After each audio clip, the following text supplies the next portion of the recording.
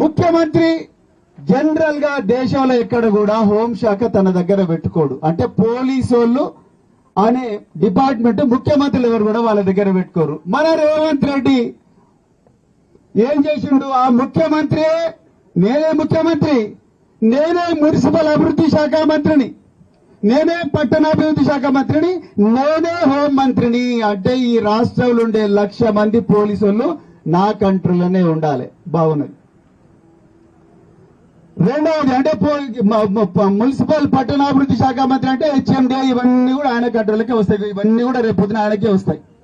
ఇక రెండవది మరి భూములు, డబ్బులు ఎక్కడున్నాయి? భూములలో ఉన్నాయి. మరి భూముల మంత్రి ఎవరు ఉండాలి? మన క్లోజ్ దోస్త్ అయినా పొంగులేటిని పెట్టాలి. పొంగులు పెట్టి నేనేమో పోలీసు వాళ్ళని కంట్రోల్లో పెట్టుకుంటా, నేను అధికారులను కంట్రోల్లో పెట్టుకుంటా, నువ్వు కలెక్టర్లు నువ్వు కంట్రోల్లో పెట్టుకో, ఆర్టీ వాళ్ళని కంట్రోల్లో పెట్టుకో అని పొంగులేటికి రెవెన్యూ శాఖ ఇచ్చాడు. ఇక మూడవది మన దందా అంతా బయటికి తెలిస్తే ఎట్లా? తెలియని ఎవరి ద్వారా తెలవాలి? పత్రికల ద్వారా తెలవాలి, ఛానళ్ల ద్వారా తెలవాలి. అందుకొరకు ఈ పత్రికలను ఈ ఛానళ్లను కంట్రోల్ చేసే డిపార్ట్మెంట్ ఒకటి ఉన్నది. అదే సమాచార పౌర సంబంధాల శాఖ. అర్థమైందా మీకు? ఆ సమాచార పౌర సంబంధాల శాఖను మళ్ళా పొంగిలేటి చేతుల్లో పెట్టిండు. ఇప్పుడు నేను ఇంత వరులుతున్నా, మళ్ళా నింతసేపు వరలిండు, అదేవిధంగా లచ్చ నింతసేపు వరలిండు. ఇవన్నీ పత్రికలు రావు.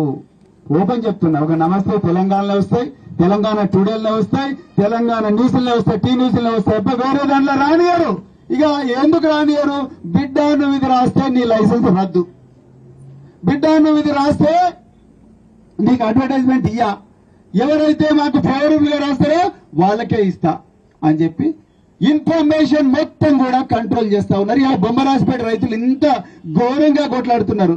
ఒక్క రోజన్నా వచ్చిందనండి పేపర్లలో? నాకైతే రోజు కళ్ళల్లో నీళ్ళు వచ్చినాయి.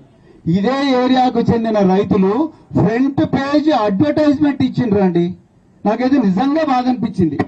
ప్రజల న్యూస్ పత్రికా విలేకరులు రాసి నిజం వైపు అని వీళ్ళు ట్యాగ్ లైన్లు పెట్టుకునే, మేము ఎంత ధైర్యం ఆంధ్రజ్యోతి కానీ ఒక ఆయన రాస్తాడు, మేము ఈనాడు తెలుగు దినపత్రిక ఇంకొక ఆయన రాస్తాడు, ఇంకొక ఆయన ఇంకొక పత్రికలు పెట్టుకుంటారు.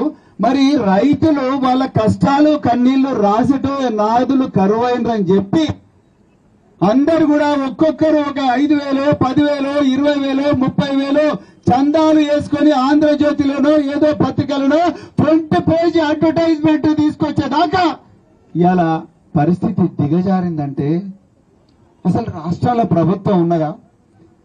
అసలు రాజ్యాంగం ఏం చెప్తుంది?